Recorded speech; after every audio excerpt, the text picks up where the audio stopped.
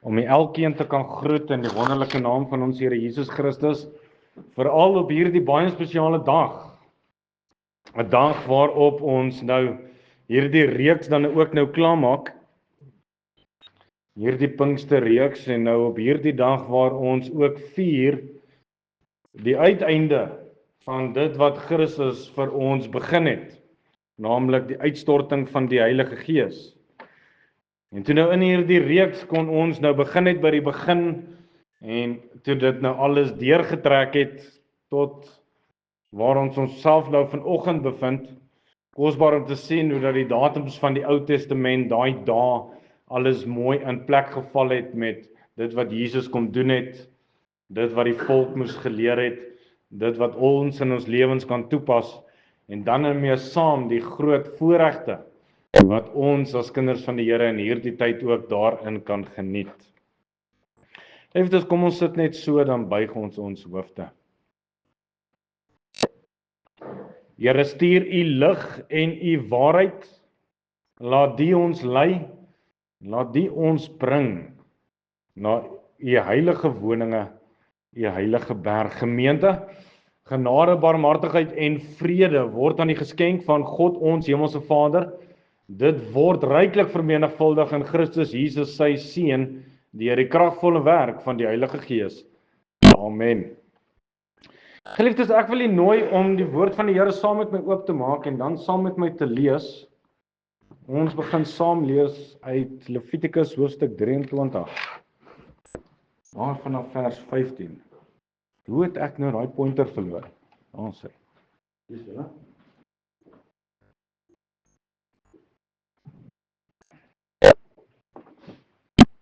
Ons gaan daardie verse saam lees om uit te kom by die afsluiting en dan die klaarmaking van vers 15 lees ons daar, dan moet julle tel van die dag na die Sabbat, van die dag af as julle die beweegoffer bring, 7 volle weke moet dit wees. Tot die dag na die 7de Sabbat moet julle 50 dae tel, dan moet julle 'n nuwe spysoffer aan die Here bring. Julle moet uit julle woonplekke 2 beweegbrode bring. Dit moet van 2/10 van 'n eva fynmeel wees. Gesuurd moet dit gebak word as eerstelinge aan die Here. Julle moet ook by die brood 7 jaar oud lammers sonder gebrek en 1 jong bul en 2 ramme bring. Hulle moet 'n brandoffer aan die Here wees saam met die spysoffer en die drankoffers wat daarby behoort as vuuroffer van lieflike geur aan die Here. En julle moet 1 bokram as sondoffer berei, ook 2 jaar oud lammers as dankoffer. En die priester moet hulle saam met die eerstelingsbrood as beweegoffer voor die aangesig van die Here beweeg, saam met die 2 lammers, die moet aan die Here heilig wees ten voordele van die priester. Terwyl die woord van die Here oop is op ons skote, geliefdes, ek nooi die manne, staan saam met my en dan verenig ons ook so in gebed.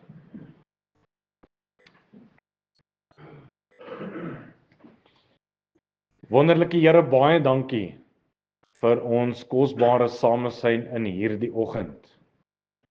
Here Jesus, waar ons as kinders van die Here so kan saamkom. Here, ten spyte van alles wat hierdie week gebeur het, die moeilikhede wat ons ervaar het, die krisisse wat ons moes aanpak. Here, dat daar nou net 'n tydjie kan wees waar ons net so 'n bietjie kan afskaal. Kan vergeet van die dinge wat was. En meer nou, Here, kan fokus op die dinge wat is. Wonderlik, Here, dat ons so in die teenwoordigheid van die Here kan inkom. Here, u aangesig kan kom soek. Die Bybel op ons skote so oop en vrylik kan hê, ons kerk, ons gemeente, Here, se deure staan nog oop. Hoe wonderlik, Here, dat ons met vrymoedigheid nou na die troonkamer van God toe kan kom en Here, net weer ons harte voor u kan kom oopstel. Wanneer ons dink aan ons gemeente, en alles wat aan die gang is. Wonderlik Here dat in en deur dit alles ken U elkeen se begeertes, U ken elkeen se nood. U weet alles en ons eer U daarvoor. Dankie Here dat ons gebedslys so na U voete toe kan bring. Ons dink aan Tannie Nancy, ons dink aan Anneke.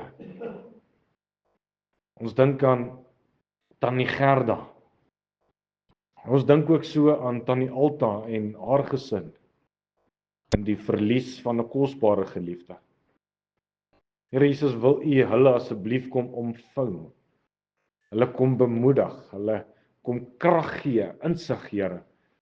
En ook so hulle deurdra in hierdie moeilike tye. Ons eer U Here vir die beterskap wat ons klaar ervaar. Dat ons kan sien Here dat die hand van die Here daar in hulle lewens teenwoordig is. Maar Here, ons wil U vertrou tot die einde toe vir elke een van hulle. En ook nou hier in ons midde, Here, terwyl ons die Bybel oop het op ons skote, ons dit so bietjie na die lees daarvan, so bietjie gaan bepeins, so bietjie gaan uitmekaar uittrek en vra ons Here Jesus dat U ons sal lei. Lei ons in U waarheid, Here.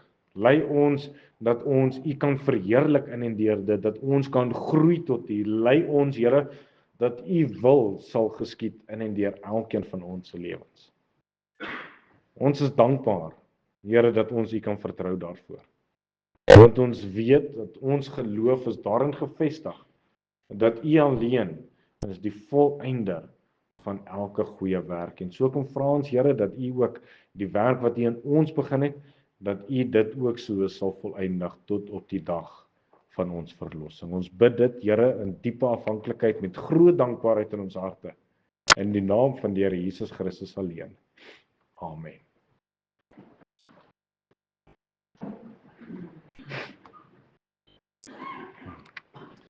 Geliefdes, ons fokus ons aandag vanmôre daar op vers 15. Hy vertel vir die volk, dan moet julle tel van die dag na die Sabbat, van die dag af as julle die beweegoffergerf bring, 7 volle weke moet dit wees, tot die dag na die 7de Sabbat, moet julle 50 dae tel, dan moet julle 'n nuwe spysoffer aan die Here bring. Julle moet uit julle woonplekke 2 beweegbrode bring. Dit moet van 2/10 van 'n eva fynmeel wees. Gesuurd moet dit gebak word as eerstelinge aan die Here.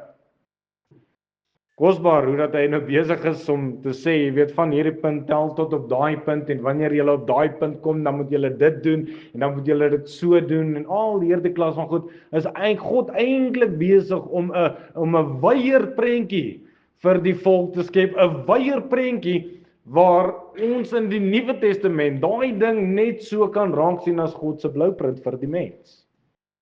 En vanmôre praat ons oor Pinkster Sondag. En nou is dit duidelik, wanneer ons nou al hierdie datums vat en hierdie 50 dae en hierdie 10 dae vanuit die Ou Testament, kan ons kom en ons kan daai datums net so copy and paste en ons sit dit in die Nuwe Testament en dan sien ons eintlik hoe perfek God se bedeling is vir ons in die Nuwe Testament, vir ons in die nuwe kerkdispensasie. Want eerste, as jy mooi onthou, was ons by Paasfees, wat vir die volk die eerste van die maande en jare kom toon het. Daardie Paasfees, waar daardie perfekte lam, die mooi skoon lam met geen gebrek aan die Here geoffer was. En hoe dan hy dan nou in Paasfees teruggekom het, as die een perfekte skoon lam wat vir ons sondes gesterf het, want ons kan nie self daarvoor boet nie. Ons kon nie. En van die 15de af het ons ook gesien die fees van die ongesuurde brode, wat aan ons kom dui het die begrafnis van die Messias, dat hy al daardie suurdeeg, al daardie dingetjies wat nie goed was nie, op hom geneem het, gesterf het ook so vir die sondes van die wêreld. Na dit was dit die fees van die eerstelinge, wat vir ons kom toon het, hoe dat nadat die koringkorrel in die grond gesterf het, gegroei het en vrug gedra het. En nou lees ons na die eerstelingsfees dat hulle 'n beweegoffer vir die Here moes gebring het, 50 dae getel het, om nou 'n nuwe spysoffer aan God te bring. En nou is dit kosbaar, want ons het Sondag aand het ons hard gepraat oor die gesuurde brode, en daar mag nie suurdeeg in die huise wees nie, en as dit gevind word, dan moes hulle dit opvee, hulle moes dit weggooi. Maar nou lees ons van 2 brode wat gebring moes word as eerstelinge aan die Here. Dis die opdrag aan die volk. Maar nou maak dit nie sin nie. Dit maak glad en al nie sin nie. Sondag het ons gepraat, Sondag aand praat ons van hierdie ongesuurde brode mag in hulle midde nie gevind word nie. Maar nou moet hulle weer gesuurde brode aan die Here bring. Is die Bybel nie besig om homself te weerspreek nie? Of wie was die mekaar? Is Moses dalk die mekaar gewees toe hy die opdrag aan die volk gegee het? Hoe werk dit? Hoe moet ons dit verstaan? Hoe kan ons nou hierdie gesuurde brode sien as 'n eersteling aan die Here? Kan ek my sonde nou bring as 'n offer aan God? Nee, ons kan nie. As ons bietjie teruggaan na die konteks van hierdie gedeelte, en wanneer ons dit bestudeer, moet ons raak sien dit met die oog in die Nuwe Testament. Wanneer ons die Bybel bestudeer, dan bestudeer ons dit altyd skrif met skrif en skrif in konteks. Want die volk het selfs baie dinge gedoen wat hulle nie verstaan het nie, reg? Want al hierdie dinge, die hele Ou Testament is so geskryf met die oog op Christus, hy wat sou kom, reg? En hulle verstaan nie die konteks van hierdie Messias wat gaan neerdal en wat vir die wêreld gaan sterf vir hulle sondes nie. En dan kom die Nuwe Testament, en die Nuwe Testament wys alles terug na die kruis toe, op dit wat Jesus vir ons gedoen het. Maar iewers te vind ons 'n middeweg, en wanneer ons daardie middeweg vind, dan vind ons dit by die kruis. En dan nou wanneer ons hierdie datums optel, vanaf die kruisiging van die Here Jesus, gepaard met sy opstanding en hemelvaart, dan lees ons in Handelinge 2 vers 1, en toe die Pinksterfees aangebreek het, was hulle almal eendragtig bymekaar. Reg? So ons tel die dae af vanaf die kruisiging tot op Pinksterfees, soos wat ons nou hier weer gesien het, en die datums wat hulle daar moes opgetel het, dan kry ons dit weerbaar waar ons hier vanmôre is. En vanmôre gaan ons kyk wat gebeur het op daardie fees, sodat ons dit ook so reg kan verstaan. Op die 50ste dag, dit was 'n Sondag, moes 2 gesuurde brode as 'n beweegoffer voor die aangesig van die Here gebring word. En onthou dat suurdeeg is 'n simbool van sonde.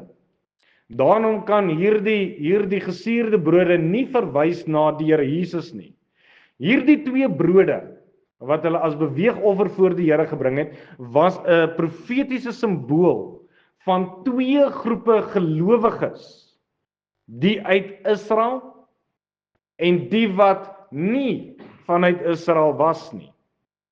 Gelowiges uit Israel en die nasies is ten spyte van hulle verlossing nie sondeloos volmaak nie. Dat wanneer ons gered word, is daar nog steeds sonde in ons lewens, daar sal sonde in ons lewens wees totdat ons doodgaan. Daarom hierdie spesiale wydingsplegtigheid aan die Here.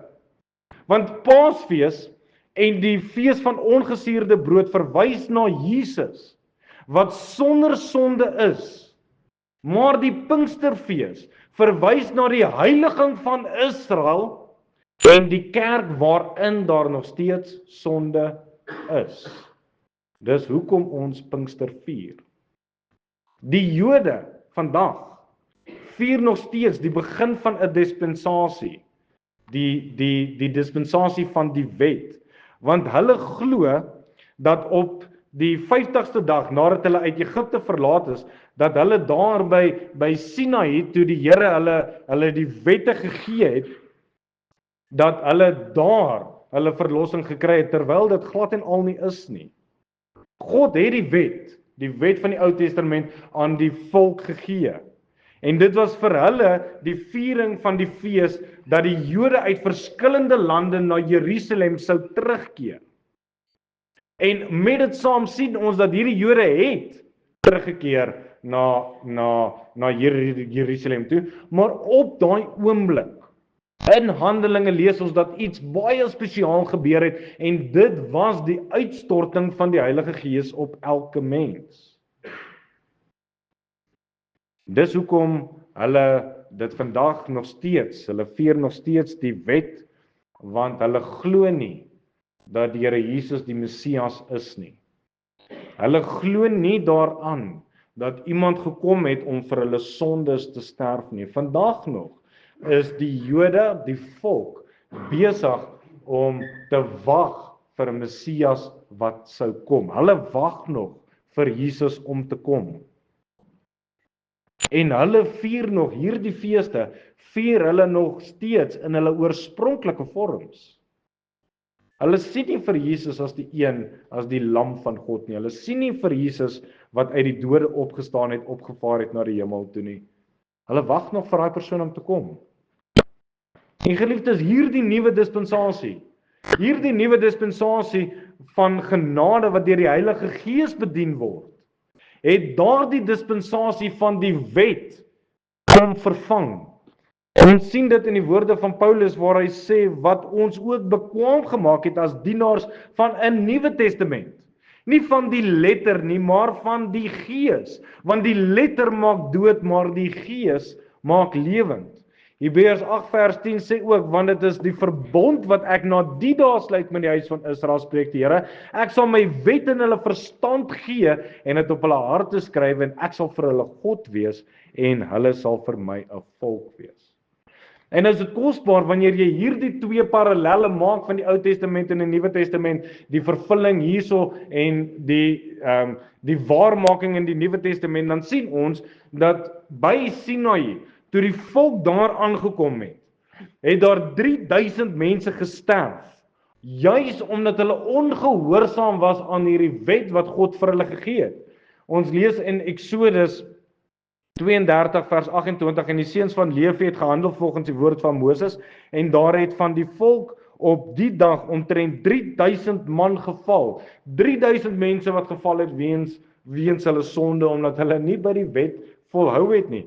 En nou op Pinksterdag sien ons 'n heeltemal ander prentjie wat hier vir ons geskets word, toe die Heilige Gees uitgestort word. Lees ons daar in Handelinge 2 vers 41, die wat toe sy woord met blydskap aangeneem het, is gedoop en daar het die dag omtrent 3 siele toegebring. So hierso sterf 3000 mense. Hierso word 3000 mense gered, gevul met die Heilige Gees. En nou kan ons onsself vra, moet ek gedoop word om gered te word? Is dit wat hierdie vers sê? Is dit wat hierdie gedeelte vir ons leer?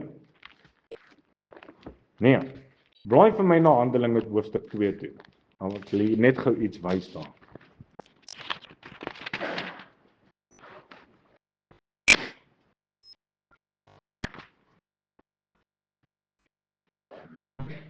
Lees saam met my vers 37.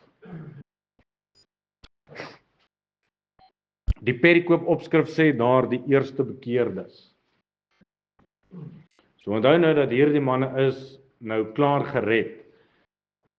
En vers 37 sê, toe hulle dit hoor, is hulle diep in hulle hart getref en het vir Petrus en vir die ander apostels gesê, wat moet ons doen, broeders? En Petrus sê vir hulle, bekeer julle en laat julle elkeen in die naam van Jesus Christus tot vergifnis van sondes en julle sal die gawe ontvang van die Heilige Gees. Nou kyk mooi na daardie woorde. Hy sê daar dat hulle moet gedoop word in die naam van Jesus. Hoekom nie in die naam van God die Vader en God die Seun nie? Sien, dis hulle wat vir Jesus verwerp het. Dis juis hierdie manne wat uitgeroep het, kruisig hom. Dis hierdie manne wat se verstand nou vir die eerste keer die totaliteit sien van al hierdie feeste wat hulle nou eintlik so na mekaar gehou word. En toe hulle besef, hoor hierso, ons het die Messias gekruisig. Moes hulle self gaan vereenselwig in die naam van die Here Jesus en dus is hulle gedoop alleenlik in die naam van Jesus. Hoekom? Want hy het vir ons die prys kom betaal wat geen een van ons kon betaal het nie. Ek vra weer, ek dink ek het dit al gevra, as ons ons eie prys kan betaal vir ons eie saligheid, hoeveel koeksusters sal ons vir die kerk moet bak om daar uit te kom? Wat is die prys? Die geld wat ek kan gee in randwaarde vir die vergewing van my sondes? Daar is nie 'n prys nie. En nou word hierdie manne gedoop in die Nuwe Testament op hierdie fees tot die vergewing van hulle sondes, want die wet kon dit glad en al nie vir hulle gedoen het nie. Die wet het 'n tydelike ding gedoen totdat hulle weer gesondig het. Dis soos ons wat daar van die Oosrand afkom en jy bring nou jou offer en ry 'n taxi vir jou in, dan verloor jy heeltemal jou saligheid. Dis wat die wet gedoen het. En nou hierdie het dit alles kom vervul. Dis net Jesus. Dit was altyd net Jesus. En deur die genade van die Here word daar 3000 mense gered. 3000 mense wat die lig kom sien. En hierdie is vir ons 'n nuwe bedeling. Die bedeling van die kerk word hier vir ons aangedui wat aan die voorafgaande bedeling van die wet wat nou vervang kom word. Geliefdes, dis net nog 'n voorbeeld van God se volmaakte tydsberekening.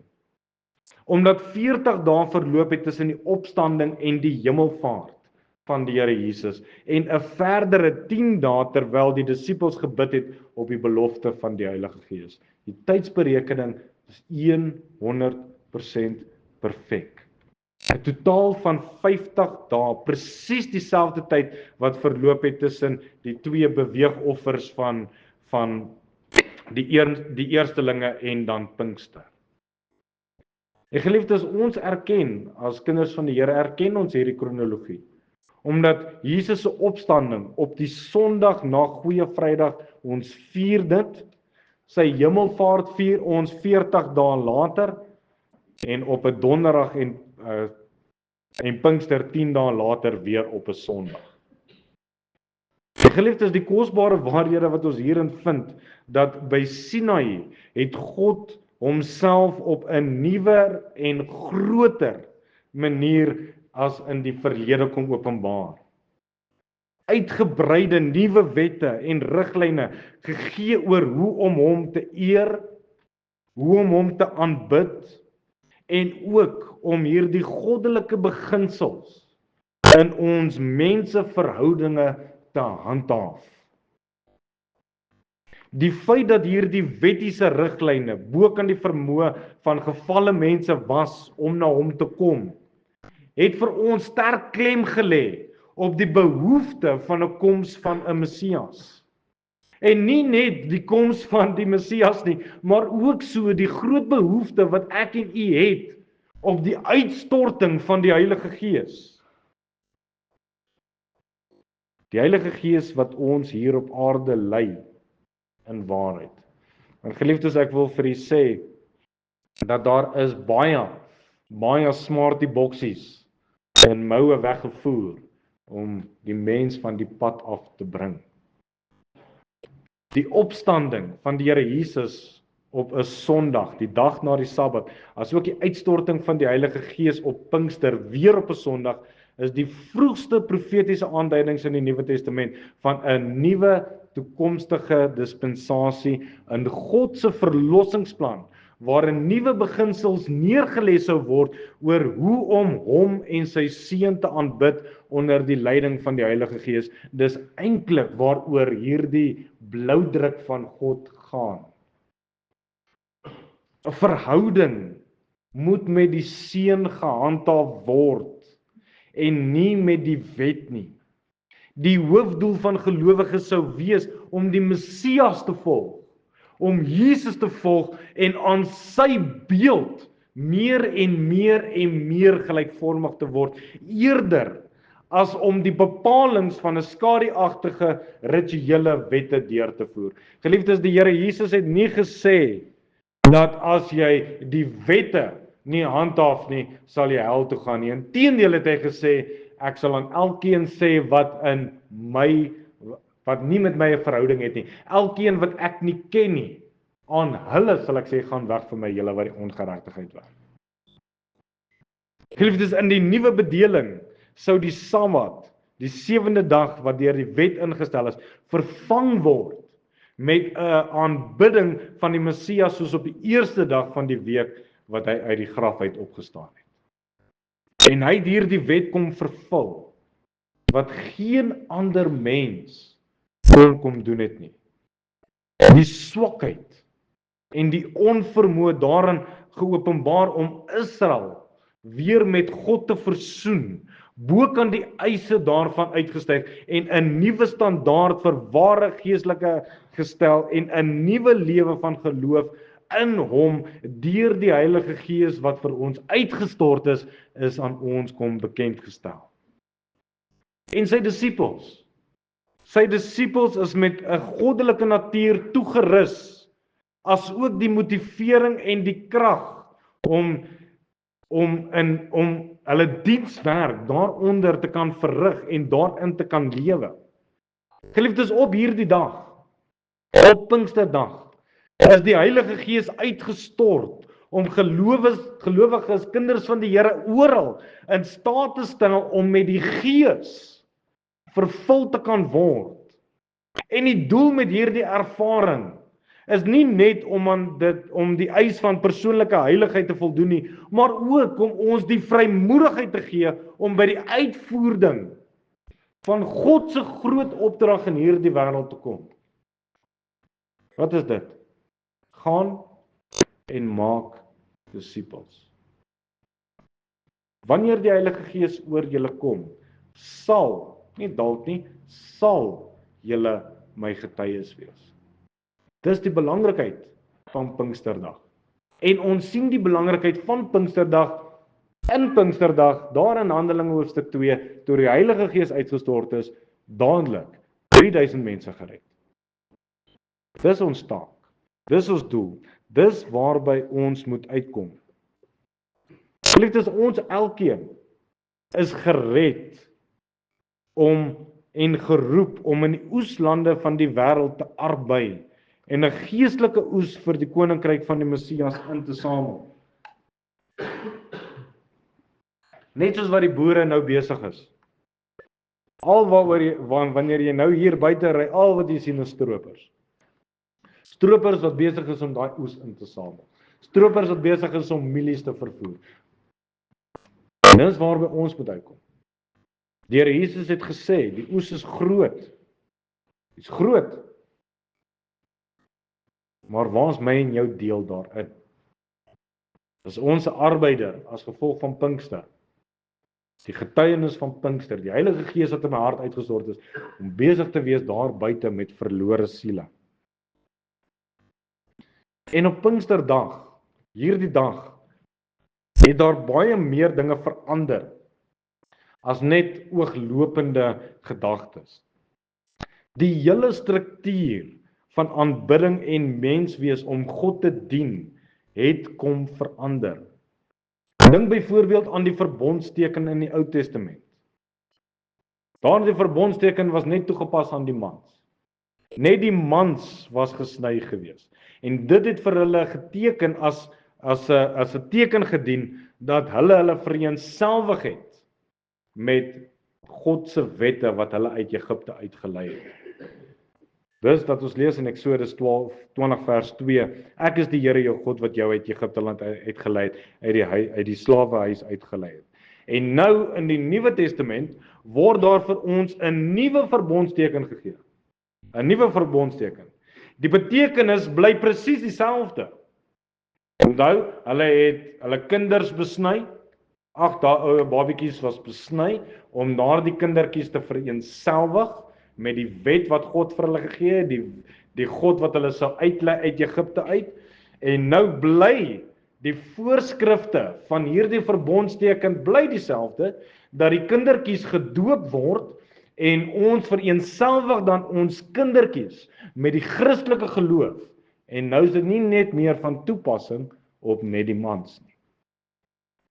vrouens en dames, is deel van hierdie vereenselwiging. Want ons fokus nie meer in die Nuwe Testament op die uiterlike nie. In die Nuwe Testament word ons gefokus op die innerlike. Dit wat hier binne aan die gang is. Dink byvoorbeeld aan die moslems. Hoe weet jy iemand is 'n moslim? Hy het 'n kappietjie op en 'n lang rok. Dieselfde met die boeddhiste, dieselfde met die Jode. Maar die Christelike geloof, dit wat die Heilige Gees kom doen het, hy kom verander nie die uiterlike nie. Dan het ek dalk 'n sixpack en muscles gehad. Nie die uiterlike nie, maar hy kom fokus op die innerlike. Alles wat hier binne aan die gang is. Die Here het nêrens van ons verwag om simbole of merkings op ons liggame of klere drag, enigiets te hê nie. Want hy in homself het geen behaag in die uiterlike nie, maar wat in jou hart aan die gang is. En so verander hierdie verbondsteken na Pinkster, na die doop. En nou is dit nie net meer die man wat gedoop word nie, maar wat ons self vereenselwig met die Christelike geloof deur om ons kindertjies te kom doop. Te sê dat ek vereenselwig myself, dat ek my kind gaan grootmaak in die weë van die Here. Die wyse van redding het ook heeltemal verander na Pinkster. In die Ou Testamentiese volk het hulle gered geword, sporadies insidenteel, en so het die Gees van die Here ook net in sommiges vaardig geword. Sien dit in 1 Samuel 11 vers 6, sê hy, en die Gees van God het oor Saul vaardig geword, terwyl hy die woorde hoor, en hy het baie kwaad geword. En toe was Samuel stout gewees, Saul was stout gewees, hy kon nie wag vir enigiets of vir enige iemand nie, en net so met sy ongeloof, en dit wat hy gedoen het wat verkeerd was, lees ons in vers 14, maar die Gees van die Here het van Saul gewyk. So in die Ou Testament het hulle die Gees van God ontvang, maar weens ongeregtigheid in hulle lewe het hulle die Gees van God ook so verloor. Maar nou in die nuwe kerkbedeling het dit alles kom verander.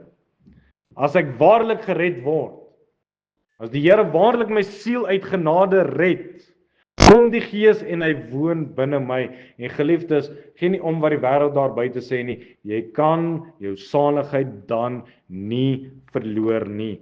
2 Korintiërs 1 vers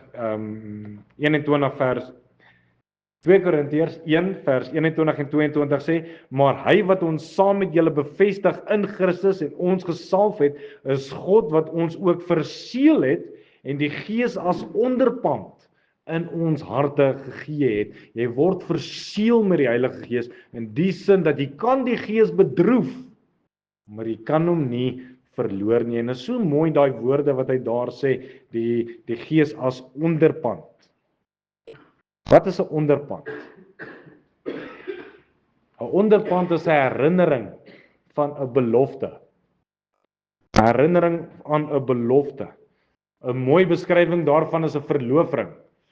Toe ek en my geliefde, toe ek ernstig was oor trou en ek het pappa klaar trotseer en hom gevra of ek met sy dogter kon trou, toe kon ek haar vra of sy met my kon trou en ek sit 'n verloofring aan haar vinger.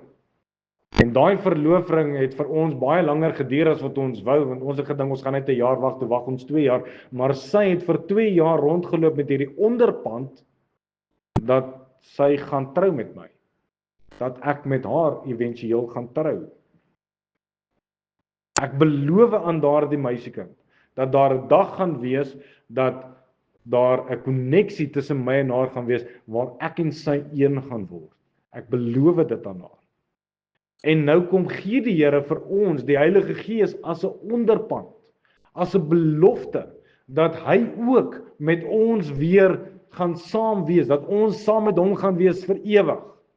Glo ons dit? Ja. Want die Here Jesus kom as die bruidegom om hom te versoen met sy bruid. 1 Tessalonisense 4 sê en dan sal ons vir ewig met die Here wees. Vir ewig.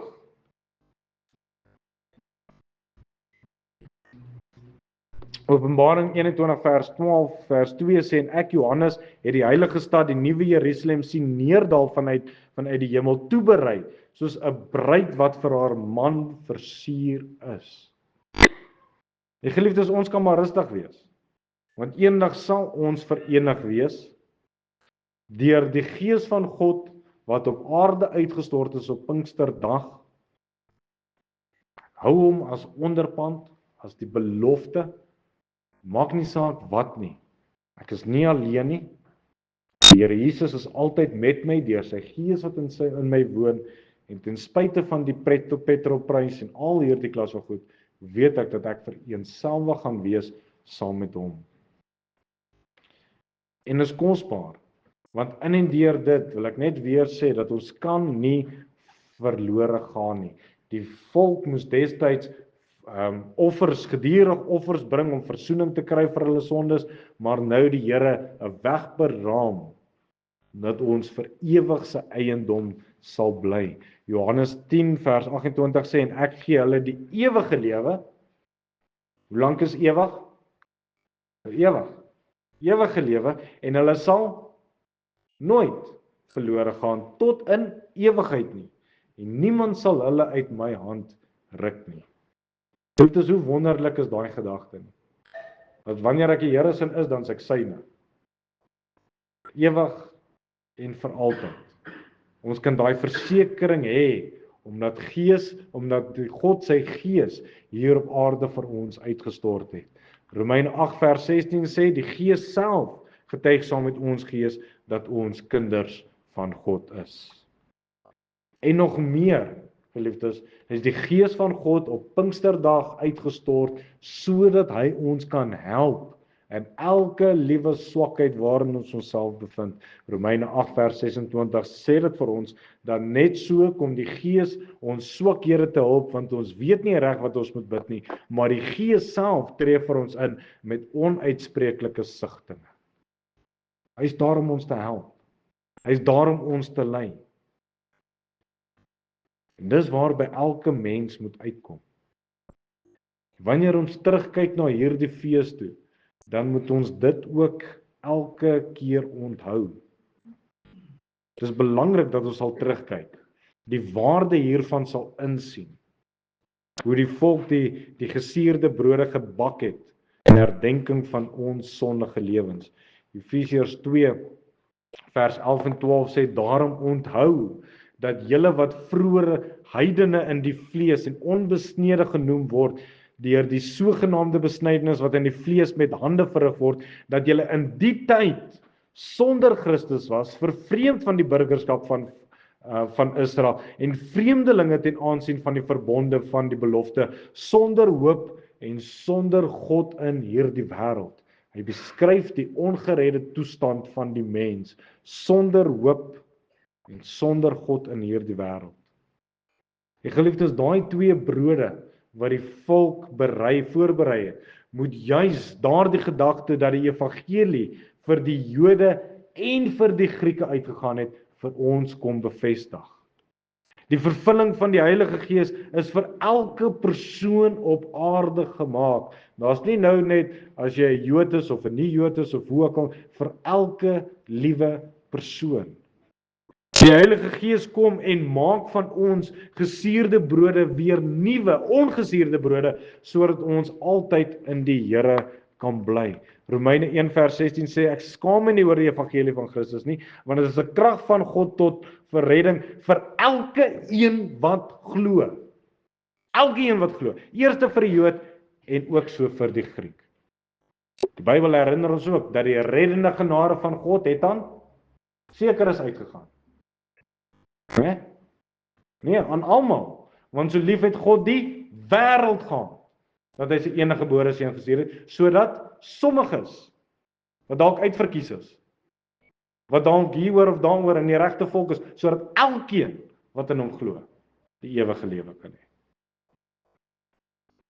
En geliefdes, dis waartoe hierdie fees vanuit die Ou Testament ons lei. God wys vir ons sy bloudruk.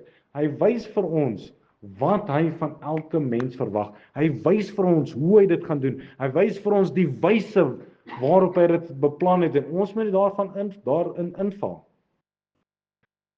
As ons net kyk na die gee van die wet by Sinai, was 'n deel van 'n uitgebreide stelsel en godsdienstige rites. Jy moet dit doen, en jy moet dit doen, en jy moet dit doen, en jy moet dit doen. En al daardie dingetjies wat hulle gedoen het, wat hulle so het gewys op hom wat sou kom om vir ons sondes te sterf.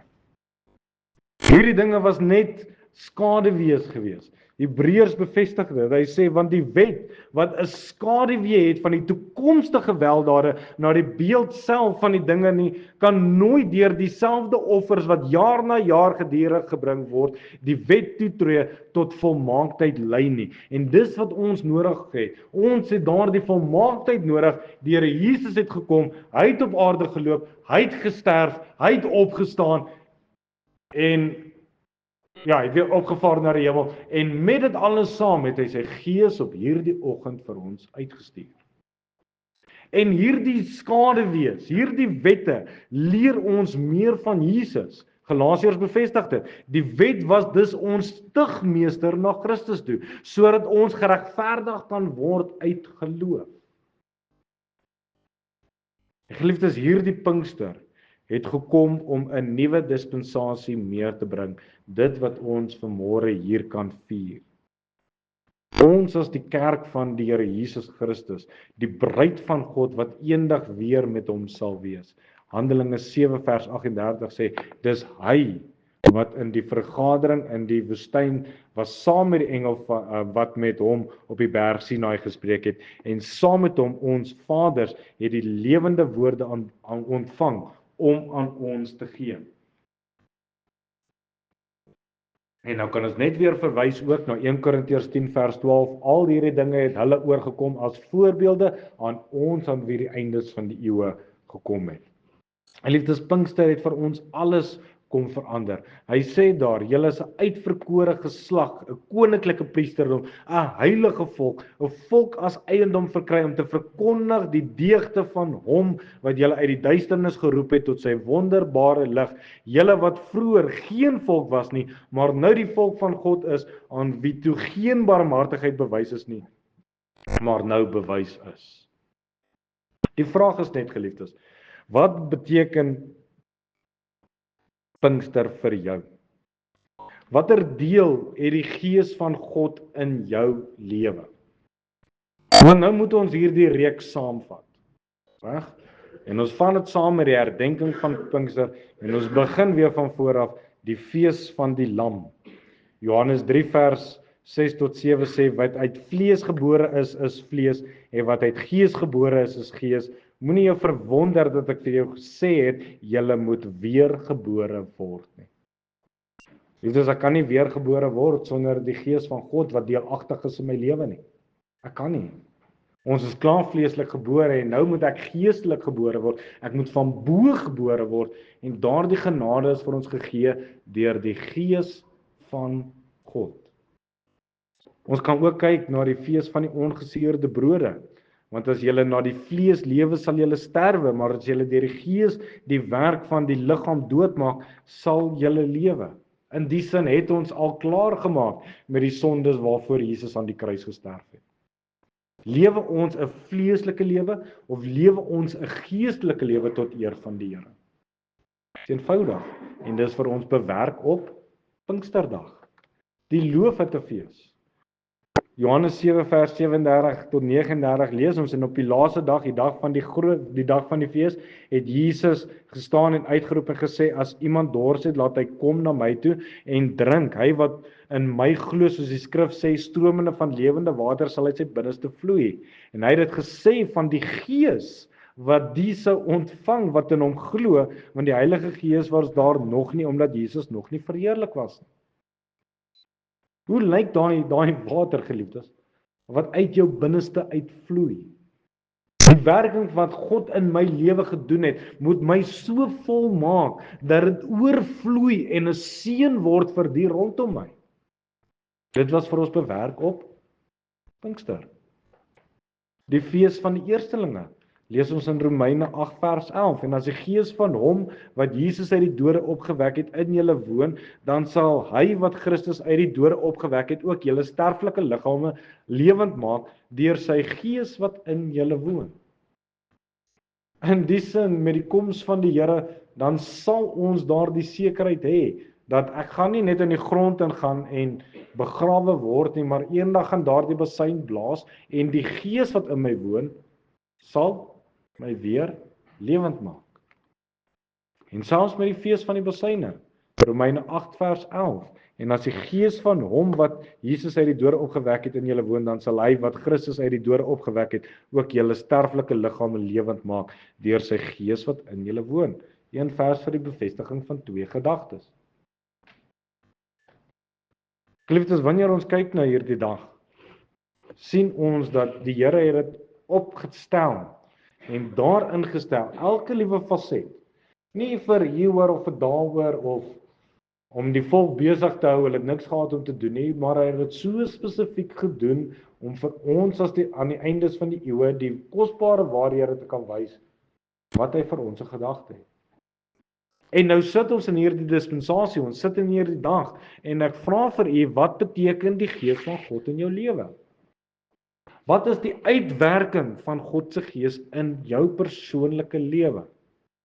Het jy al by die plek gekom waar jy alles oorgegee het, die vleeslike geboorte nagelaat het en van bo af gebore is? Is die gees besig om in jou lewe te werk om jou te oortuig van sonde, geregtigheid en oordeel? Geliefdes, wanneer jy praat van die krag van die uitwerking van die Heilige Gees, kan die mense rondom jou dit beleef? Kan jou vrou dit sien? Kan jou man dit sien? Kan die mense by wie jy werk, jou kinders, kan hulle sien dat God se Gees is in beheer van jou lewe? Kan hulle dit sien? Geliefdes, het jy 'n wederkomsverwagting? Ware wederkomsverwagting. Om te weet dat wanneer die laaste besuin blaas, 2 Tessalonisense leer ons dat die teehouer is nou besig om die anti-kris weg te hou. Wat is die teehouer? Die teehouer is die gees van God wat in die kinders van die Here se lewens werk. In daai sin dat wanneer die eindfluitjie blaas en die Here Jesus kom in sy heerlikheid om ons te kom haal, dat ons weet dat ek die gees in my het, ek gaan saam, ek gaan op, ek gaan nie agterbly soos die vleeslikes wat nog hier op aarde wandel. Geliefdes, hierdie is 'n belangrike dag, is 'n groot dag. En selfs in ons lewens behoort hierdie 'n harde realiteit vir ons te wees om seker te maak dat ons reg is met die Here deur sy Gees wat vir ons uitgestort is. Geliefdes, mag u hierdie gedagtes net so in die binnekamer invat. En net weer bietjie bedink, hoe aktief is ek in Pinkster? Hoe aktief is ek in die uitstorting van die Heilige Gees? Is daar nog 'n paar dingetjies wat ek moet aflê, moet aangryp, om die volle werking van die Heilige Gees in my lewe ook so te kan kry? Amen. Kom ons bid saam.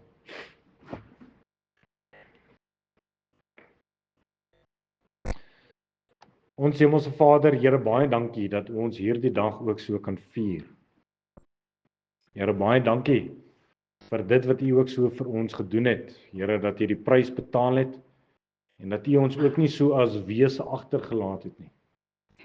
Dat U ons nie alleen agtergelaat het nie, maar Here, dat U Gees gestuur het om in ons harte te kom bly, in ons lewens deelagtig te word, ons hele liggaam.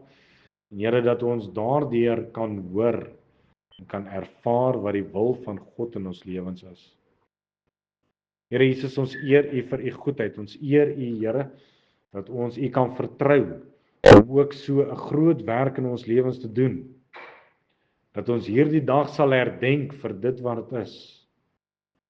Here Jesus, dat U in en deur dit alles verheerlik sal word. Baie dankie Here vir U goedheid, dankie Here vir U guns. En dankie Here dat ons hierdie begeertes wat ons in ons hart koester, dat ons dit aan U voete kan kom neerlaat en weet Here, dat U alleen is die volëinder van elke goeie werk. Amen.